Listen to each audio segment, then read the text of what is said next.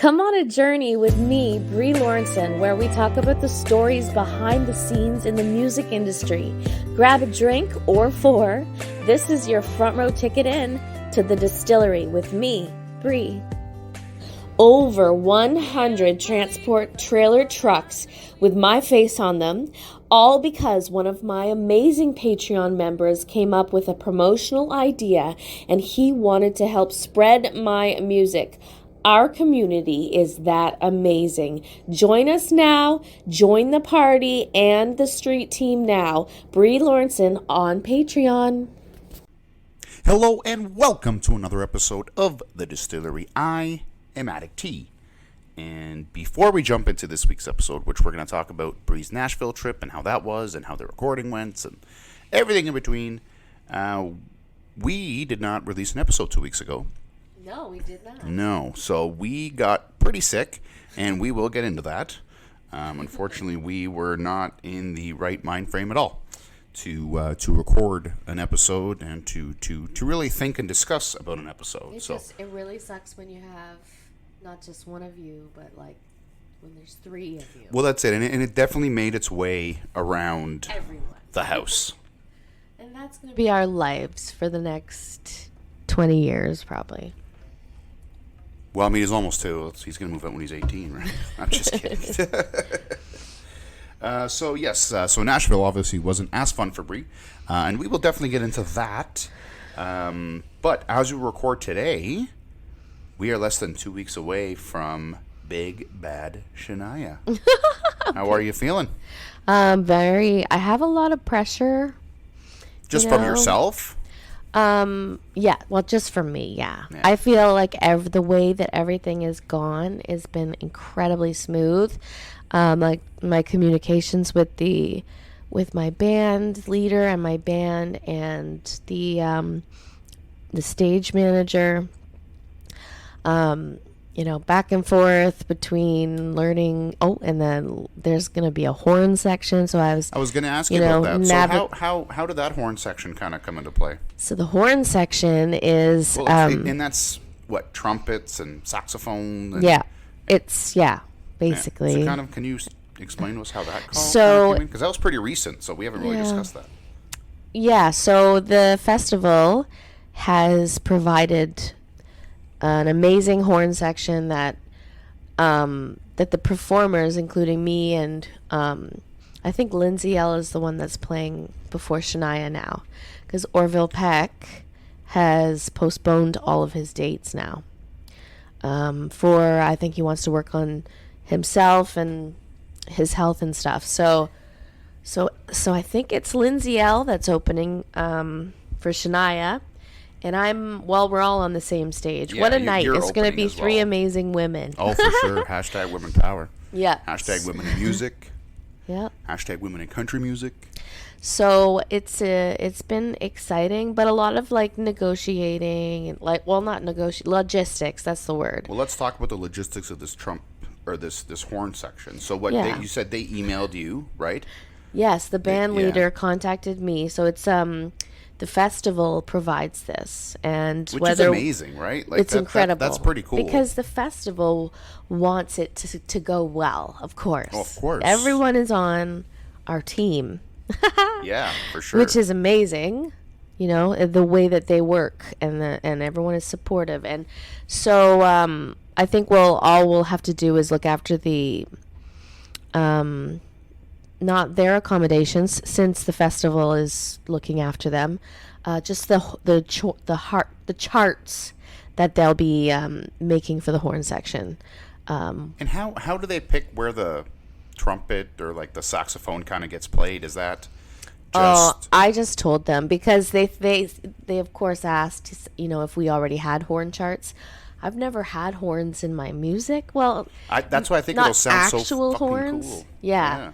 So we don't have specific horn parts. So I just told him, here's the songs. Put in as little or as much as you want, and just vibe with us that day. It's gonna be. These guys are obviously professionals. A blues fest is hiring them, it's they kind of know. I feel like they've done this a million times before, and It's going to be amazing. That's awesome. Well, speaking of gigs, we're recording a little late today. We had it's the day before release date. Of course, we keep it to the last minute. That's what we like to do. But we had a pretty long day. We had a pretty long day today, and we had a pretty long day yesterday. Bree had a gig last night. Why don't you tell us a little bit about that? Where it was, how to go. It was It was for the whole town of Smith Falls. The Rib Fest. Their summer Rib Fest, and it was so fun. It was like so it felt like the whole town showed up. Like there looked like there was lots of people. And it was just me and my guitar and an intimate type of set where I talked a lot about my music, and then I played some cover songs. I want to say a big shout out to one of my Patreon members, Jenny Lee, who showed up. Jenny Lee. Who showed up with a bouquet of flowers, as she always does every time she can come to a show. And then she bought me a drink to take on stage, so a nice big White Claw. Nice. You know, the big ones, the ones I like. So it was Smith Falls Rib Fest? Yeah. Yeah. The ribs were awesome. Yeah, they were really good. Samaya and I had some. Shout out to Samaya as well. It's been helping us with kind of creating some content and doing some content, which it makes for long days for festivals like Bree was playing at yesterday. And we kind of start getting stuff ready early in the morning, especially when it's a full day of filming content, where it's a day in the life of. You have to make sure you have everything, and you constantly have to film this, film that, get this ready, get that ready. And it makes for a long day as well, just from hauling, because for a festival you need speakers, you need stands, you need for this particular one. For this particular one, we were required to bring our own sound, so that's a different animal. Right there. Yeah, well, it's literally starting at noon, right? Where you pack everything up, get there, set everything up, tear it all down after. It just makes for long days. Yeah, well, it's not and I don't think I know that a lot of people don't really know how much work you have to put into it. Like literally, like Dave came over just to like organize the whole box of chords like 5 hours before we had to be at the show just to set up. So it takes probably to organize everything and all the gear and all the cables. It takes a few hours, and then you gotta string the guitars on. You gotta change the strings on your guitar. Did you do that yesterday? I don't think I did actually. Oh, no. You should do that. But I will for sure. Oh yeah, for my good old Gibson guitar. But it sounded great, and it went well. It sounded fantastic. It did go very, very well. And like I said, the ribs were fantastic. And again, we created the Day in the Life video, which is available on Bree's TikTok and Instagram.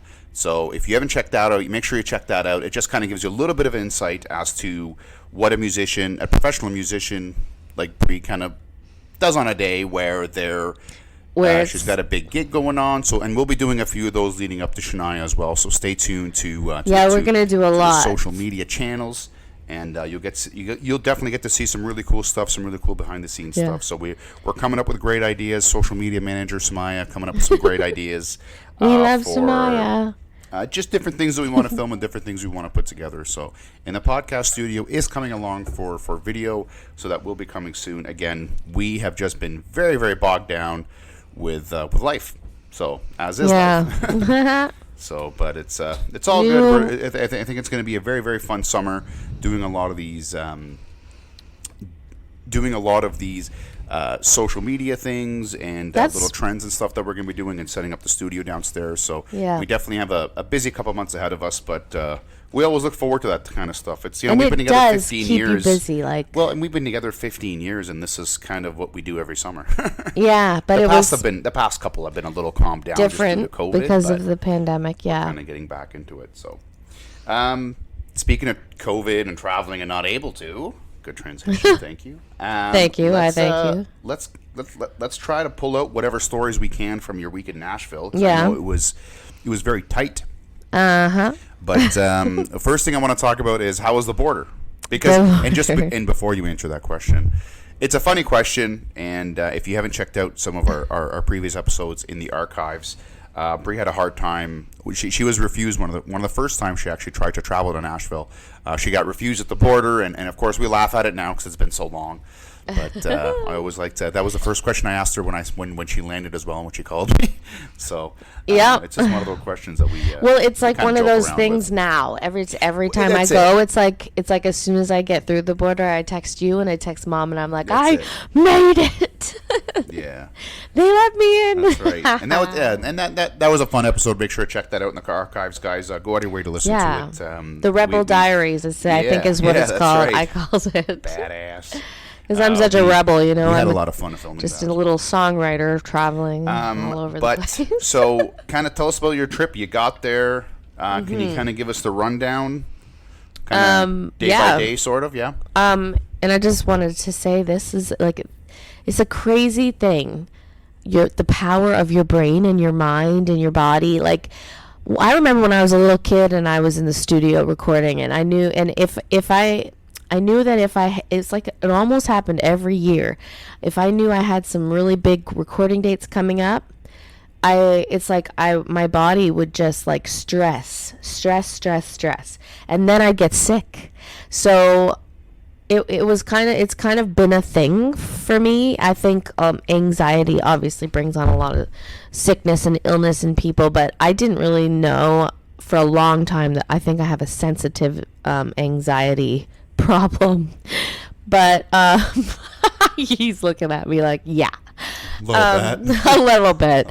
So, but I've learned so much about myself now, and I've mellowed out, you know, since becoming a mom, whatever. You kind of gotta just go with it. Dealing with my anxiety and stuff. It's like I got to Nashville, and I got into the studio with the band. It was awesome.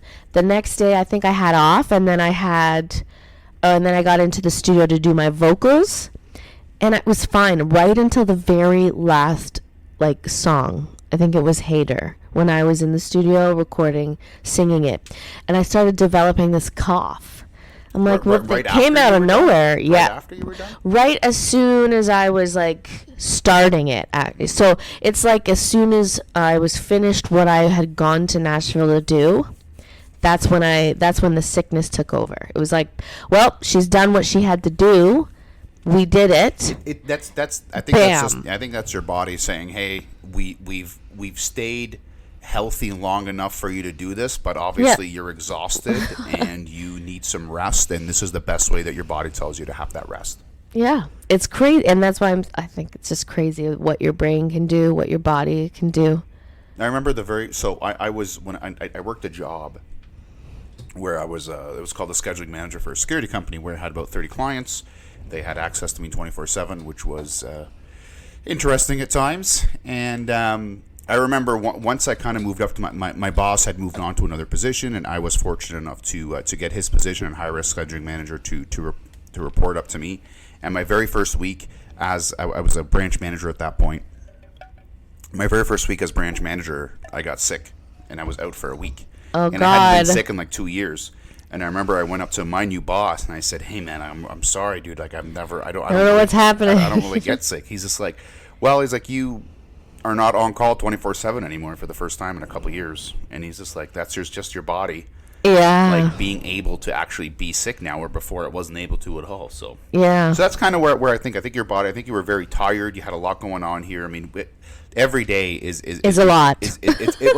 It's a lot because we're so busy, right? We have so much going on. Yeah. And I think that was your body, because at that time you had some time to rest. You were able to sit in your hotel I was room. like, After you were kind of done those, you were able to sit in your hotel room. You were able to kind of relax a little bit, but your body's just like, nah. Well, yeah, it's like all this thing that was hovering over my head for a few months is finally over, and it went really well. It went amazing. So it's like my body was just like, well, now we're going to get really sick, and you're not going to get out of bed for 4 days while you're in Nashville. So how many songs did you end up recording? What were the days?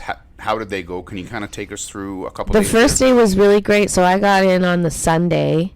I think around, I don't know, it was the afternoon, evening. 5 or 6. And I was like I didn't really know that the CMA Fest was going to be happening during my whole trip. Because I just planned the trip for when it's most convenient for me in my release schedule kind of thing. So when I got to the airport, the Nashville airport, I actually, to my surprise, I got picked up like that, like the Uber met me right like that, but there were so many people, and I was so worried about traffic, trying to get from my hotel to the studio on time. Because I'd never really been in Nashville during the Country Music Fest. So I didn't know, and I knew there was going to be traffic and all this stuff. So is that the Country Music Awards? Like, that's the festival? Yeah, that's the festival before. Were you close to it? Yeah, I was right downtown. Yeah. Oh, wow, really? Yeah, I had booked my hotel like a few months in advance, and I was like, this is going to be great, and I got a good rate and everything, and then bam, it's like this big country festival was going on right in the middle of my trip, and I was excited. I was like, yay, I'm gonna have like one day here to go downtown and go see all the festivities and stuff like that, the pop-up concerts, the celebrities that show up downtown during this whole festival. But no, I got sick and I had to stay in bed for 4 days. I think after. I did go down one night because I had enough Tylenol that day that like my shivers were kind of gone for like 4 hours, every 4 hours, as long as I kept taking the Tylenol. So I went downtown at night, and every single Uber driver I had was so sweet, and I made sure because they always ask you, why are you here? What you doing? You're on here. You're here on business, and I'm like, yep, it's business. I'm a singer-songwriter. Like, they probably hear that all the time. Oh, I'm sure they do, yeah. But they were all so sweet about it. Awesome. They were like, oh man, where are you? Where can I listen to your music? Are you on Spotify? And then they would play it in the car on the way there. All my music. You're just like, oh my God. Well, no, I've learned over the years, like, I've become a little bit more outgoing. It's more like the mindset of telling people about my music and not being so like afraid or scared. And it doesn't come off braggy at all, right? It comes off as like, hey, this is my business. This is what I do. Yeah, it's like a real estate agent saying, hey, I'm a real estate agent, right? Yeah. It doesn't come off as braggy. It's just like, hey, this is what I do. Yeah, and you just make it sound as natural as you can, and tell them the story, the lowdown, and they're all very. I think there's one that found me. He found me on TikTok afterwards. Oh, that's cool. And he was like, "Hey, Miss Canadian Maple Flag, or Canadian awesome. Miss Maple Leaf, all those boys. What did he say? He's like, I wasn't there. I don't know. But I told you what he said in the comment. Anyways, it was really cool. I made sure to promote my songs, and the last Uber driver that brought me back from the honky tonk area, I tipped him like $20 because he was like so cute. He was like playing my YouTube video With You Whiskey. Oh, that's awesome. On the way back to the hotel, awesome. And he looks at me so excited, and he's like, this video has 56,000 views. Like, I know, bitch. I know. It was so cute. I was like, yeah, I know. They're all my mom. Yeah, that's right. So take us back to the studio. So you said how many songs did you end up recording? You said 4. Yeah. So which 2 songs did you record first? I think we started with Flip Flops and White Claws. Yeah. And so what, you just got in the studio and just jumped behind the mic and be like, yo, DJ, turn it up? Like, what's... Okay, so what happens is, I had a band session the day before my vocal session. It was like 2 days before. So you get there to the studio, you meet the band, and they're all amazing studio musicians who have played for, like, Blake Shelton. They go on tour with, Chris Stapleton, whatever. They do it all. And then the band leader, who I had a tracking meeting with him, or a production meeting, basically, the week before when I was still home in Canada. And we go over all the songs. He charts them. And so he just he picks the guitar, the solos, all that stuff? He, we kind of talk about the arrangement, what I'm looking for arrangement, production. That's what it's all about. And I usually give him a reference song. So, like, for example, my song, California Cab, I wrote that song after I heard the song Tequila by Dan and Shay, and it went to like #1 for weeks, and I was like, I'm gonna write a song like that one. And when I wrote it, I didn't record it for a few years. There was a lot of people who were like, no, I don't know, it's okay. And then I recorded California Cab, and it went to #1 on Sirius XM channel 171. Amazing. And it's still making me royalties today, like awesome. as we speak. So so you had the tracking sessions with them. So yeah, I pick the songs that I pick the way I want them to sound. Yeah. And I tell them and I know all the instruments that are there, and you can literally pick the instruments that you want. Like if you want more cowbell, you can ask for more cowbell. yeah. They have it all on the website. Like it's they're, by the way, they're called Beard Music Group in Nashville. For sure. Yeah. Huge shout out, because when I heard the final mixes just before I was about to go home, they were all ready, and they sent them over to me, and I was freaking out. So I messaged them back, and I said, holy shit, I can't believe you guys made my song sound this fucking good. It's amazing. And he replies back to me. He replies back to me, and he goes, put those exact words in Google review for me, thanks. Oh, for then sure, that 100%. would be perfect. Yeah.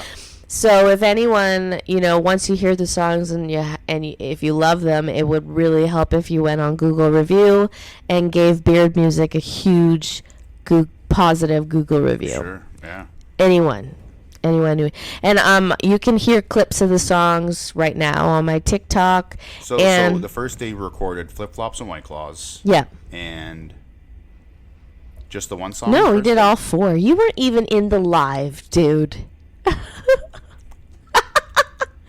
You were busy that week working. That was a crazy ass week for me. Okay, Dude. I pulled like 4 12-hour shifts in a row while taking care of our son.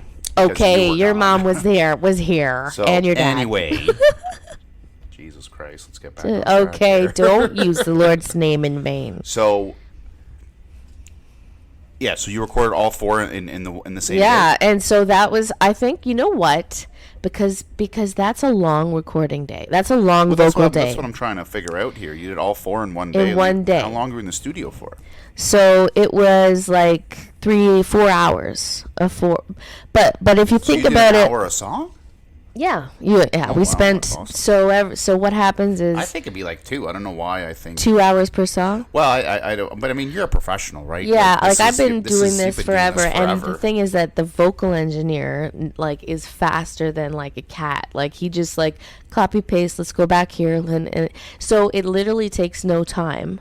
Awesome. You're not fiddling. They're not fiddling around. They know exactly what they're doing, and I've already mapped out how I want to sing each line and the harmonies on top. Like I even did harmonies on top of that. So, but even then, they're not huge about the time. Like it's just the way it is in Nashville. It's like $90 per half an hour. Like it's time is money over there. So they make a schedule. And you just kind of who picks.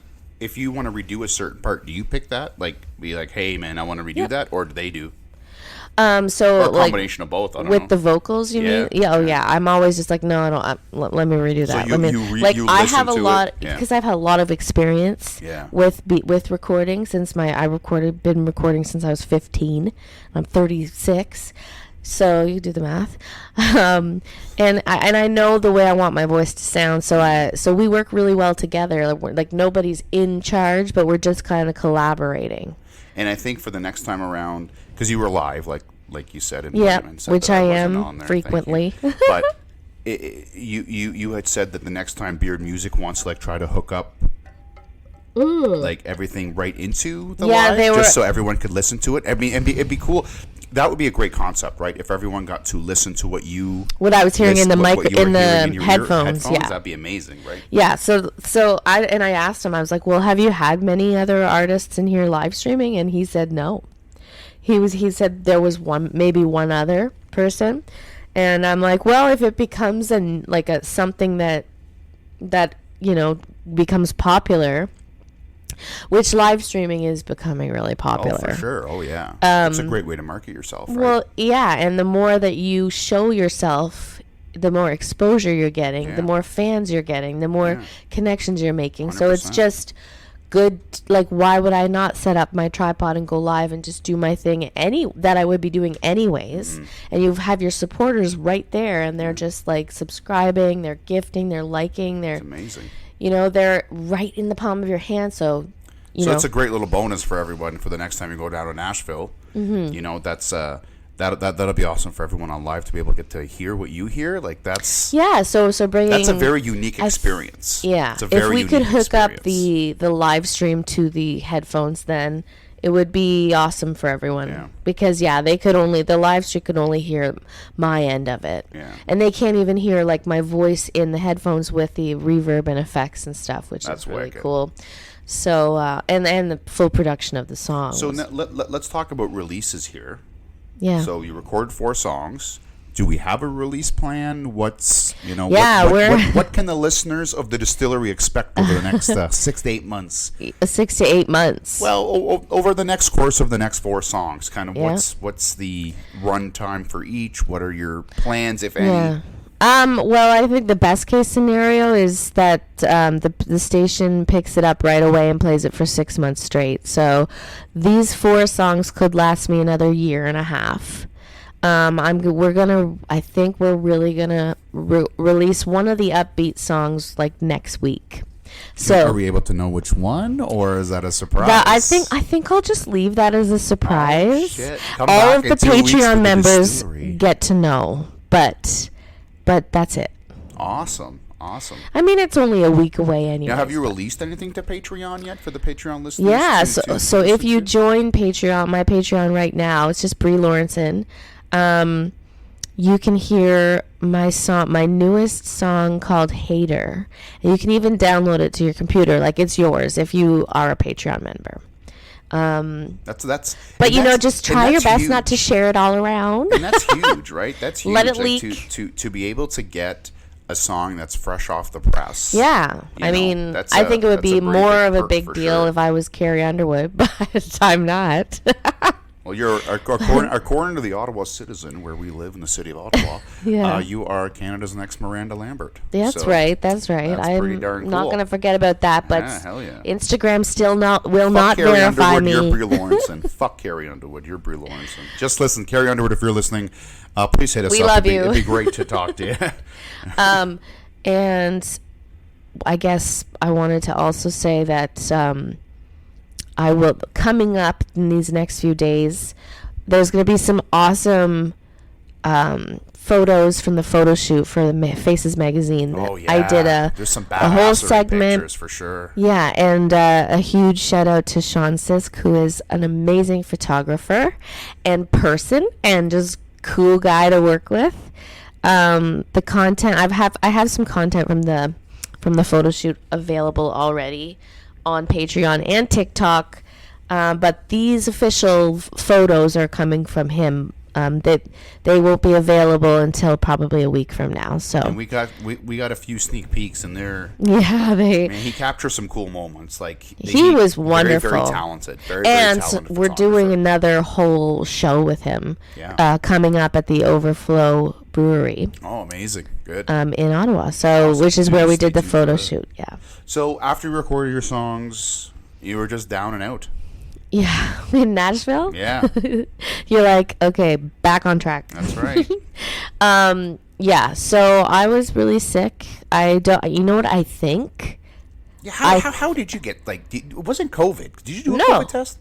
I did one when I got home, and it was negative. You were negative, but you didn't do one when you were there. No, because I couldn't even. Like, I knew there was a dollar store just up the street because I had gone there the day that I arrived to get shampoo and stuff because the security made me pour it all out. Anyways. But you should have brought the small one. You know better. I know. Well, better. You know what? You've done enough traveling. My brain is not the same as it used to be. Yeah, it's a mom brain now. Complete mush. Anyway, I knew I couldn't walk to that dollar store. That's how badly I was feeling. Like the chills in my body. I would get really hot and then really cold and really hot. Wasn't there at one point you went downstairs and then the front lady's like, "Oh, you're the sick one?" Yeah. What happened? So what happened was I was supposed to go home that day. I was supposed to go home. No, I was supposed to go home the next day. My flight was going to leave at 7 a.m.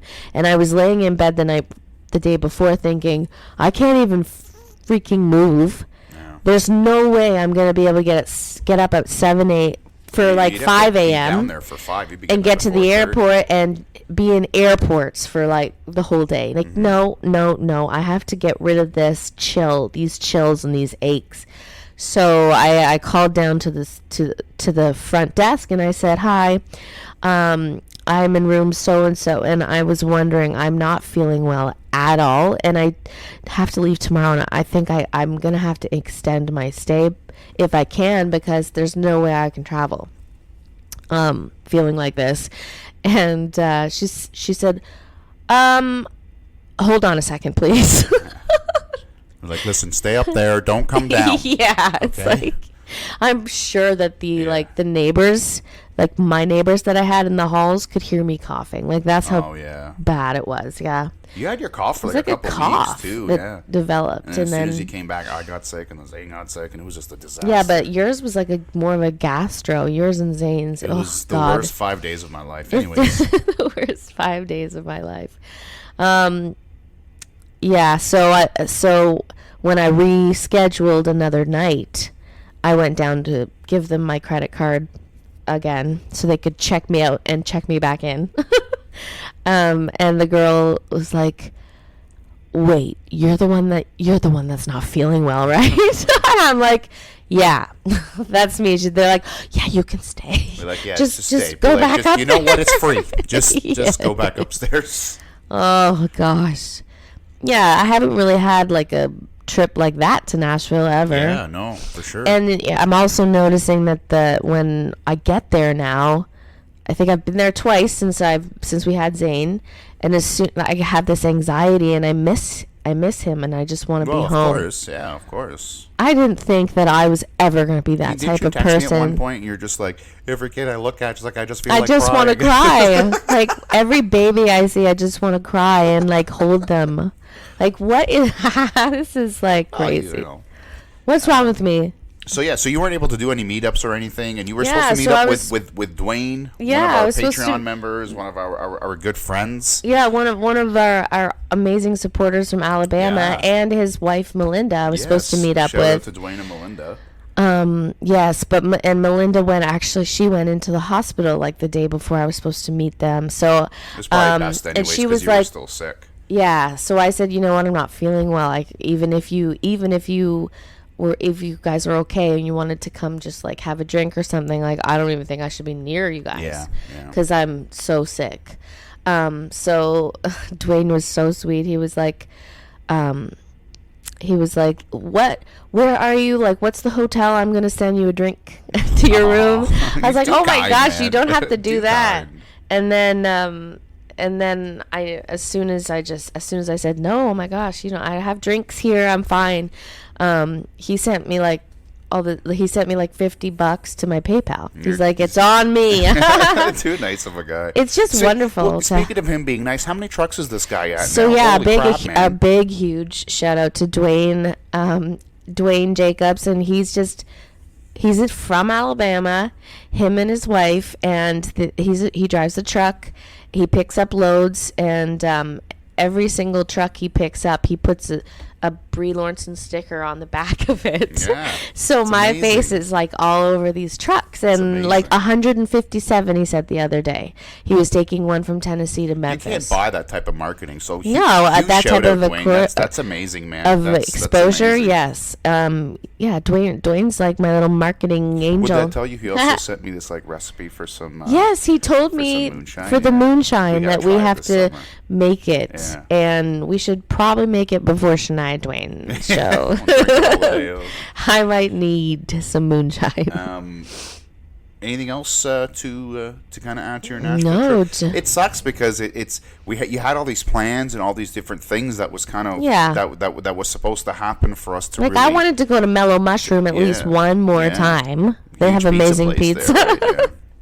Yeah. But but no, we wanted to just to thank you guys so much for coming back every 2 weeks, except 2 weeks ago when we didn't release one. But we have some cool ideas again for the next few episodes for the rest of the summer. So keep tuning in, guys. Make sure you keep liking. Make sure you keep subscribing. That's what keeps us going. That's what keeps us bringing that content to you guys. Thank you, Tim, the producer. And please, guys, leave a comment if you have some ideas or if you have some questions for Bree. We're going to open up another Q&A. Podcast, because that was a lot of fun. Check that out in the archives. There was some really cool questions that got sent to us, so we're hoping to do another one in the future of that, and get on Bree's email list, guys. To really be front and center with what she's doing, what she's got coming up, all the different shows. Not just in Canada, we're working on some stuff in the States as well. So make sure to kind of sign up for that list. It'll keep you up to date with everything going on. And Bree, can you give us your socials one more time? Yeah, just go to BreeLawrenson.com. You can get my Instagram, TikTok, Facebook, everything there. Spotify, all of it. And guys, if you go take a look, if you're not a follower of Bree on any of the social medias, definitely check her out because it's free to look. It's free to look. It's free to check out all the different content she's got going on. There's Make sure you give me a heart if you like this song. That's right. And I'm Addict T. Yeah. Thank you guys for tuning in. We'll see you in 2 weeks. See ya.